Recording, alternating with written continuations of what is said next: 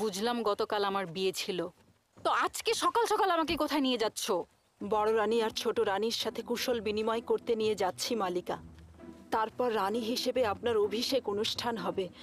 এক এক করে সমস্ত রীতিনীতি পালন শেষে বিয়ের ঝুটঝামেলা শেষ হবে? আরে না, তারপর মহামান্য সম্রাট সবার সামনে আপনাকে রানী হিসেবে পরিচয় করিয়ে দিবেন। এক বিয়ে ঘিরে এতগুলো অনুষ্ঠান? দাঁড়াও, এই মহারানী দোয়াগার মহারানী দোয়াগারের নিষেধ অমান্য করা আমার পক্ষে সম্ভব না। আমি যদি দিঘি পানি দিয়ে ভরে দিই তাহলে তাকে অসম্মানিত করা হবে। এই মহারানী দোয়াগার মানুষটা কেমন? উনি আপনার মতোই আন্দং বংশের সুন্দরী, বুদ্ধিমতী, সম্মানীয় একজন মহিলা। ছোট রানী হলেন পুংয়াং জো বংশের মহিলা। ও, মানে আমার দাদি শাশুড়ি আর শাশুড়ি একে অপরের শত্রু, আর আমি আমার দাদি শাশুড়ির বংশের মেয়ে। আমি ওনাদের দেখা মাত্রই চিনতে পারবো তো?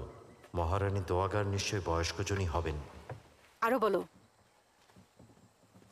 আমি চাই না আজকে আমার কোনো ভুল হোক, সবার কথা মনে রাখা জরুরি। মহারানী মহামান্য জো আগিনের বোন রানী হিসেবে প্রাসাদে আসার পর থেকে আর একবারও প্রাসাদের বাইরে পা বাড়াননি। সেই সাথে থামো। আরে তোমাকে থামতে বলি নাই তো। থামো, থামো।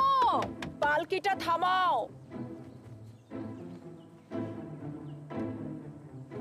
Back back back.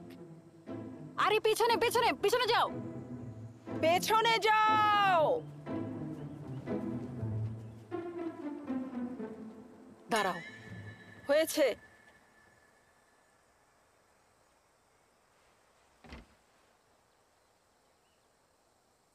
আরো জরুরি কিছু সামনে চলে এসেছে।